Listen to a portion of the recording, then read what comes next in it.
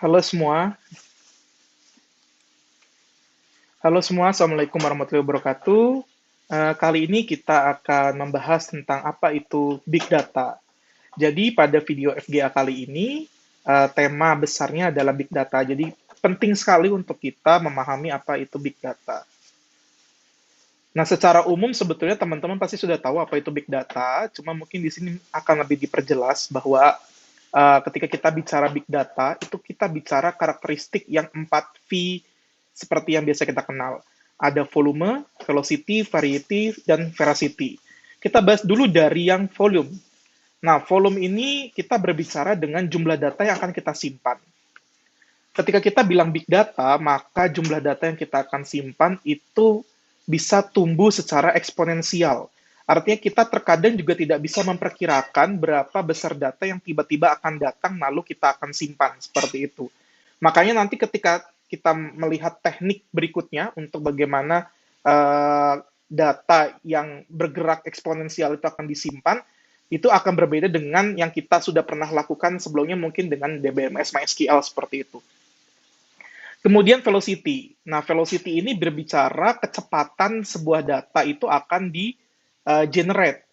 Kita bayangkan dengan pertumbuhan IoT, kemudian dengan mobile teknologi yang sedemikian rupa, ya kita lihat saja satu hari di dalam sebuah sosial media misalkan, tingkat pertumbuhan datanya itu sangat besar sekali gitu. Kadang satu hari bisa besar sekali, kadang satu hari bisa biasa saja, apalagi ketika ada sesuatu yang trending, nah itu juga akan mengakibatkan tingkat pertumbuhan datanya menjadi lebih cepat. Nah, IoT pun juga sama, IoT pun bisa merangsang pertumbuhan data yang begitu cepat, karena bayangkan sekarang sudah mulai banyak sensor-sensor IoT yang digunakan untuk berbagai kepentingan. Nah, tentunya kan datanya harus diolah. Nah, ketika data itu diolah kan tentunya juga kita harus pikirkan bagaimana cara penyimpanannya.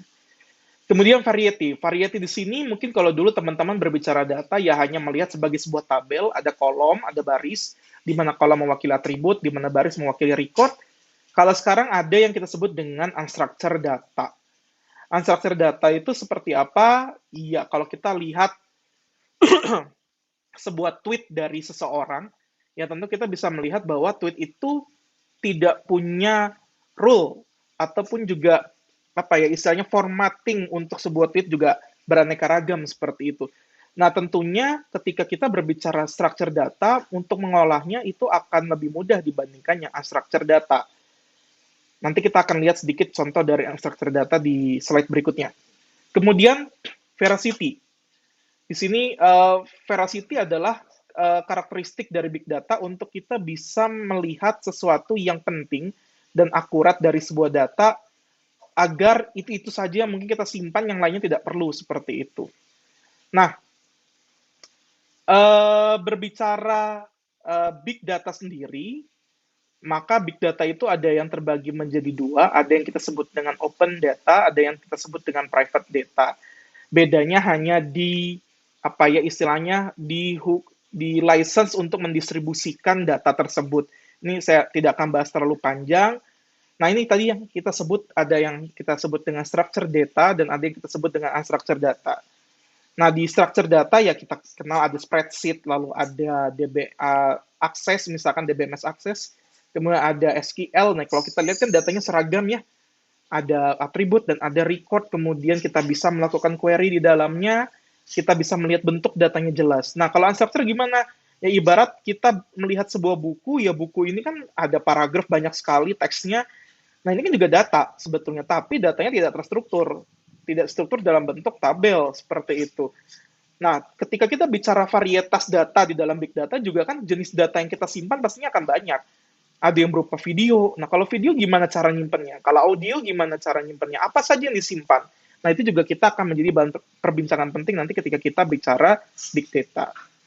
Nah, ini tadi yang saya bilang bahwa ada perbedaan tingkah laku kita ketika kita melakukan pengolahan data, ketika data tersebut itu uh, misalnya terus bergerak sama yang pergerakannya itu tidak signifikan atau kita bisa sebut dengan pergerakan linear seperti itu.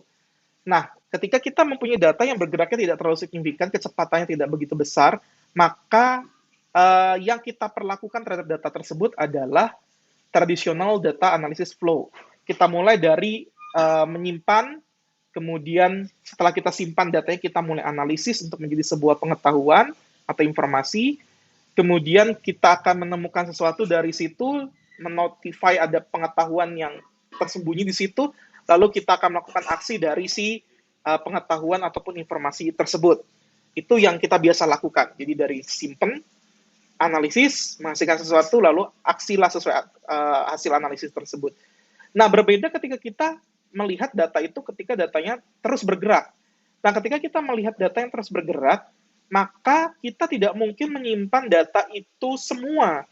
Kebayang, misalkan kita meng-capture data dari sensor. Nah, data dari sensor itu kan tentunya dia bisa ngambil datanya bisa per millisecond gitu, atau bahkan mungkin per nanosecond. Nah, bayangkan dalam 1 second aja udah ada berapa data. Dan apabila data yang diambil itu adalah data image, bayangkan kita harus menyimpan banyak sekali data image dalam satu waktu. Sementara sensor itu bisa menyala selama 24 jam lebih. Nah, tentunya dengan teknik kita men-store dulu atau menyimpan data dulu itu bukan solusi yang baik. Nah, kita mulai dulu dengan menganalisa kira-kira data mana yang perlu untuk kita capture dan mana data yang tidak perlu kita capture. Kemudian dari situ kita lakukan analisis hasilnya. Oh, misalnya ini misalnya ada sebuah sensor ini untuk melihat kecepatan kendaraan gitu. Nah, ketika tidak ada kendaraan yang lewat ya kita terus tidak melakukan analisa apapun. Tapi ketika ada kendaraan lewat, maka dia akan mulai melakukan proses analisis. Kemudian dia akan act di sini, berarti kan ketika sensor kecepatan kendaraan, dia akan menghitung kecepatan kendaraannya. Setelah itu dia notifying bahwa ada sesuatu informasi yang dia mau kirim. Misalnya, ini ada kecepatan data yang 60 gitu.